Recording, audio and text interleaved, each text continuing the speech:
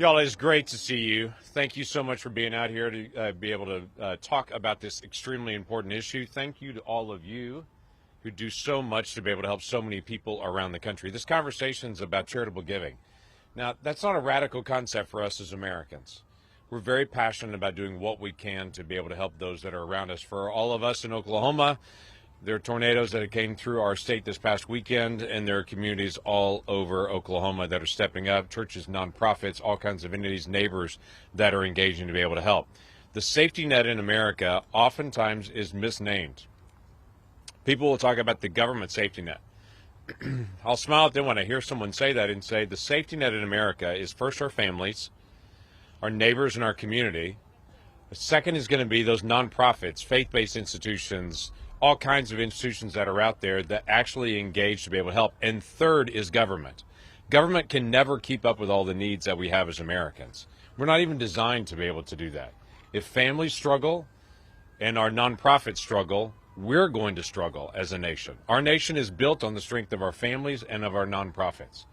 So the Charitable Giving Act that we have is encouraging Americans to stay engaged and to do what we love to be able to do.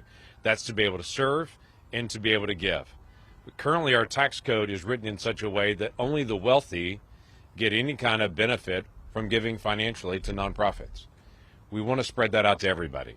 There are lots of folks that are non-itemizers that give faithfully and would give even more if they knew it would be an offset there and they could engage with their taxes. With our tax code, we're talking about encouraging people to do what they love to do already, help people in need. That is something that makes a difference in our real communities, and I'm proud to be able to stand here with all these folks that do it every single day and that are also standing with us to be able to encourage more folks to be able to both give and to be able to serve, to be able to volunteer their time, and to be able to make a difference in their communities. I'm also proud to be able to stand here with my friend Chris Coons, that we've worked on this together. We see eye to eye on many issues, actually, and some we do not. Let's talk about those that we do today. And that is this fact about charitable giving. So I want to hand this over to my friend, Chris Coons from Delaware. Thank you, James. Give him a round of applause, would you please? Annie and I love James and Cindy. I enjoy serving with him and sharing both about our family's journeys and about the opportunities we have to make a difference here. Yes, there's a lot of Mondays where we come to the floor and we go like this or like this and then smile about the fact that we're not voting the same way. But we also spend time asking each other about our families, about our communities. And as James just said, those are the foundations of our society. I don't know about you, but I was raised with the phrase that the Lord loves a cheerful giver. And one of the things that has defined our nation since its earliest days is that we are a remarkably philanthropic, engaged, community-spirited people, more so than any of the countries of the rest of the world. In fact, a young man, Alexis de Tocqueville, who came from Europe to the United States and traveled all up and down this young nation in the 1830s and then wrote a book, Democracy in America, about it, observed that that was the secret sauce of the American Republic, was this dynamism, this enthusiasm for creating things, whether it was volunteer fire companies or community lending libraries, whether it was coming together to help raise a barn for a neighbor or it was coming together to help strengthen a community where someone had suffered through a disaster. We've got some amazing folks behind me, as you just heard. Angela Williams, the United Way Worldwide, Ken Hodder from the Salvation Army, Anthony Walters, originally from Wilmington, Delaware, ladies and gentlemen, who will speak. I'm just going to be brief here in saying we've reintroduced the Charitable Act. This is a way to give some extra recognition and incentive to those who are often already giving, but who, where at the end of the year, as they talk to their accountant or as a couple they talk or as they talk to an important community organization, this gives them some extra recognition and incentive to do the charitable giving they're often already motivated to do. Americans gave $450 billion to charities in 2022. And that distributed giving, that local giving, that individual and engaged giving is a key part of what builds and sustains American communities. So I'm thrilled to have a chance to work with James on this again. I'm prayerfully optimistic that we will find a path to the president's desk, and I appreciate the leadership and the capacity for good of all the organizations behind me. And if you happen to work for a senator who has not yet joined the co-sponsors, this is a great day to join us in saying that this is exactly the sort of bipartisan effort that should make all of us proud to be Americans. Thank you, and I would like to introduce next, if I could, forgive me, Angela Williams, who's President and CEO of United Way Worldwide, who oversees United Way's global network serving nearly 50 million people across 37 countries. She is returning today to the Senate side as a former staffer to Senator Kennedy. Angela? Thank you so much. Thank you, Doug. Thank you. Thank you. Good afternoon, everyone, and I want to say thank you to Senators Lankford and Coons for inviting me to be here with all of you today in support of such very, very important legislation. Generosity and charitable giving are fundamental parts of our American identity.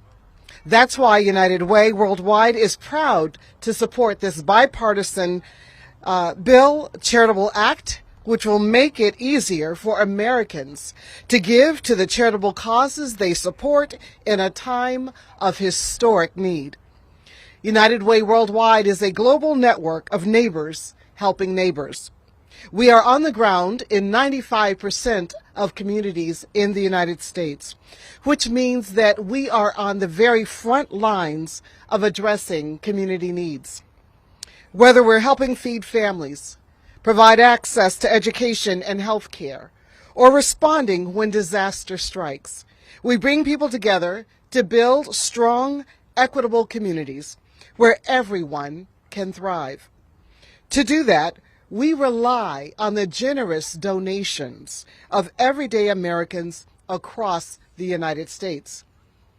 And although tax policy is rarely the reason why Americans choose to support charities they believe in, making it easier and more affordable to do so can have a powerful ripple effect that will make our country and communities stronger. That's why I am so very proud to support this bipartisan charitable act, which will allow the overwhelming majority of taxpayers who do not itemize their taxes to claim a deduction for the income they donate and raise the cap on that deduction from $300 for individuals and $600 for joint filers to approximately $4,600 for individuals and $9,200 for joint filers. This kind of expansion of the universal charitable deduction will make it easier for all Americans to give. Our tax laws are designed to incentivize choices that are good for all of us, like home ownership and business investment. And it's time for Congress to do the same with charitable giving. So let's make it as easy as possible for Americans to strengthen the communities that they care about, that they live in, and build a better future for generations to come. With your ongoing support, nonprofits like ours can continue working to ensure good health, a good education, and social mobility for every person in every community. Thank you so much for allowing me to be a very important part of this effort. Thank you. Thank you. Not bad for a Senate staffer coming up. Next, I want to be able to introduce Anthony Walters to be able to come and to be able to come share as well.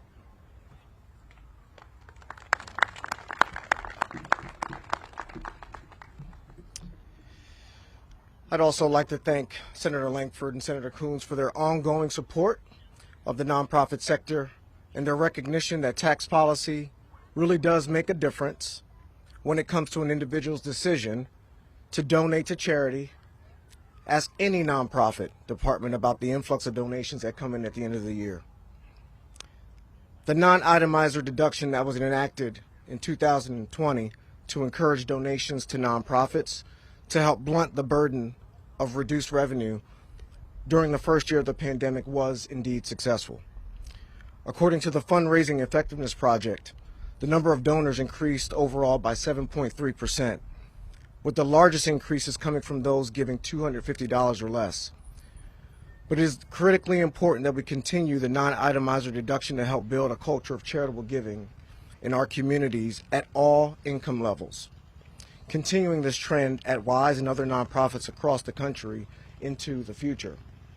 For example, the YMCA of Southampton Roads felt a tremendous pain in the pandemic, only soothed by the generosity of kind local YMCA membership base. Our members had the option during that specific moment in time to convert their membership dues to donations to help our Y remain financially solvent during a time frame where we were only able to provide childcare in lieu of our full breadth of programs and services. We were extremely grateful for an ability to present charitable giving to our membership base during our time of critical need. The importance of our non-itemizer deduction is illustrated by its broad support among the nonprofit sector. The Charitable Giving Coalition, a diverse group representing thousands of charitable and faith-based organizations, including the Y, has long advocated for a universal charitable deduction that makes it easier for all taxpayers to give. Not only is it good for tax policy, but it provides a way for individuals to connect with causes they care about, and it enables nonprofits who provide critical services in their communities to reach more people and improve lives. Since the beginning of the pandemic, communities have grown and charities have stepped up even when they are in position having to do more with less. The non-itemizer deduction will both help grow the number of individuals able to give to organizations that are strengthening communities and generate desperately needed resources for those organizations who are feeling the impact of the inflation we all know so well. Raising money is hard. I can tell you that very directly. Every tool we have at our disposal to increase our resources means that we can feed more hungry kids, check in on more seniors experiencing social isolation, help more families impacted by disasters, provide more mentors for teens, offer health and well-being programs to more individuals, and be there for our communities in whatever way that they need us. The Charitable Act will provide a much-needed tool that will benefit every community we serve across the country.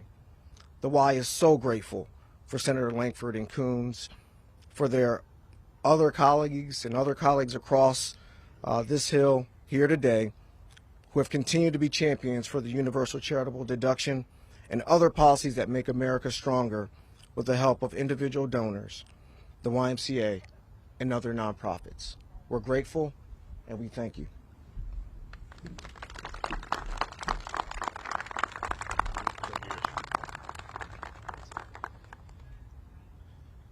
So lastly, we'll take just a brief couple of questions after this. Colonel Ralph Bukowitz, and you're breaking our list of our A's here. So we had an Angela and an Anthony, and now we have a Ralph coming. So yeah, thank you. This is from Salvation Army as well. Thank you. Thank you. Well, good afternoon, Senator Lankford, Senator Coons. It's an honor to be here with you today, with all those who are distinguished guests as well, including the fellow national nonprofit organizational leaders, spotlighting the value of empowering Americans to support their communities through charitable giving. I'm grateful to lend our voice to underscore the impact of charitable giving on nonprofit organizations strengthening our neighbors in communities across the country. The Salvation Army's mission is to preach the gospel of Jesus Christ and to meet human needs in His name without discrimination. And we do that with love and compassion at more than 7,200 locations across the United States. We serve people who come to us for assistance according to their needs and our capacity to help. The ongoing economic hardships from the COVID pandemic, unemployment, evictions, lack of affordable housing, and inflation have left many individuals and families fighting to meet basic needs. Likewise, the Salvation Army's expenses to shelter and feed the most vulnerable have also increased. Some Salvation Army locations have experienced increased costs anywhere from 10 to 50%. Despite these challenges, last year, the Salvation Army served over 25 million people right here in the United States. Our programs help clients break the cycles of poverty, deal with domestic abuse, addiction, isolation, homelessness, and more. We served 7 million people in response to natural disaster, providing over 171 million meals to individuals and families experiencing food insecurity, and provided rent and utility assistance to over 3 million households.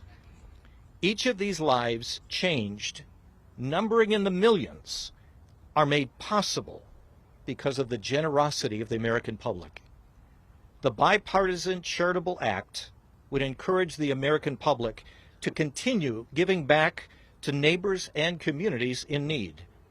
We believe this is to be true because the largest digital fundraising day of the year for the Salvation Army is December 31st.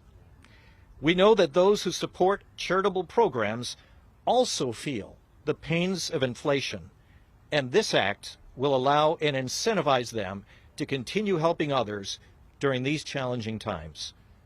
Thank you again, Senator Lankford, Senator Coons, for making this a priority.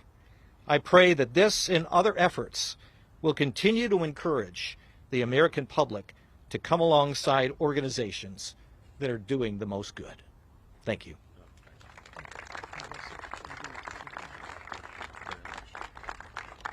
We will take a couple of brief questions. We would like to ask that they stay on topic for this particular topic, and we'll run the same rule as we normally do. I'll take the easy questions. Chris will take the hard ones. So pretty straightforward. Alex. Senator, do you have any estimate about how much this could increase charitable giving? Yeah, so it's interesting. When people are given the opportunity to be able to write off this on their taxes, people give on their own, but they also give a little more when they know it's going to also offset their taxes. As was just mentioned by Ralph, a lot of folks say, well, people just give out of the goodness of their hearts because they're Americans. We'll go also look at how many people give in December. It's not just the Christmas spirit that people are giving in December. They also know it's the end of the year for their tax season. So there are some estimates that are in the single digits. There are some estimates that are much, much higher than that. It's hard to be able to get a good read on it. And quite frankly, Chris and I have for years worked with the IRS to try to give a good, accurate accounting of this to be able to tell.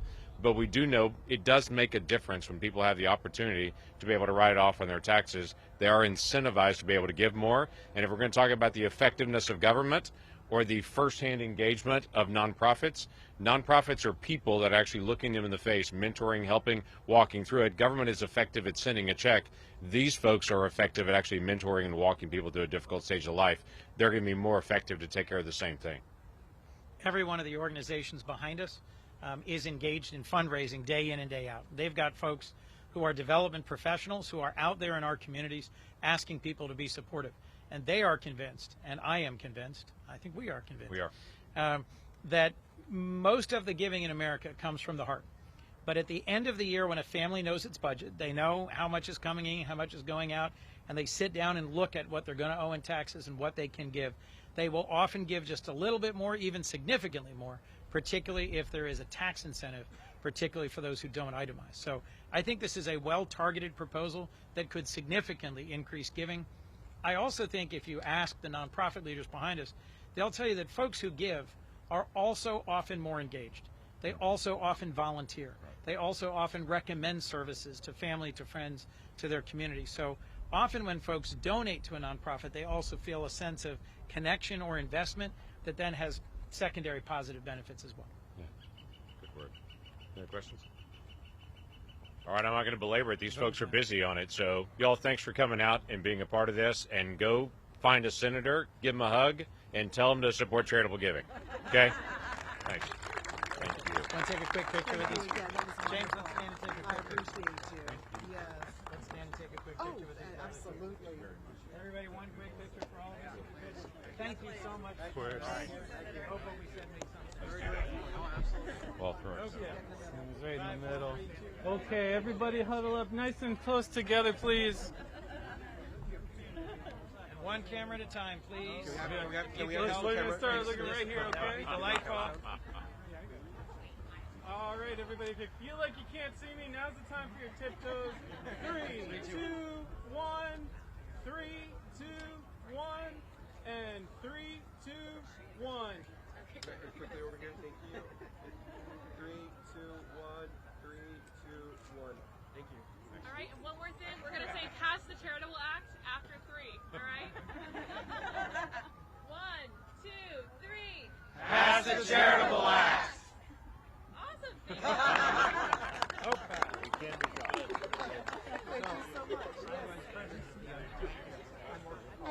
which is why I mentioned the cross. For some reason, I was very early. Great experience. Yes.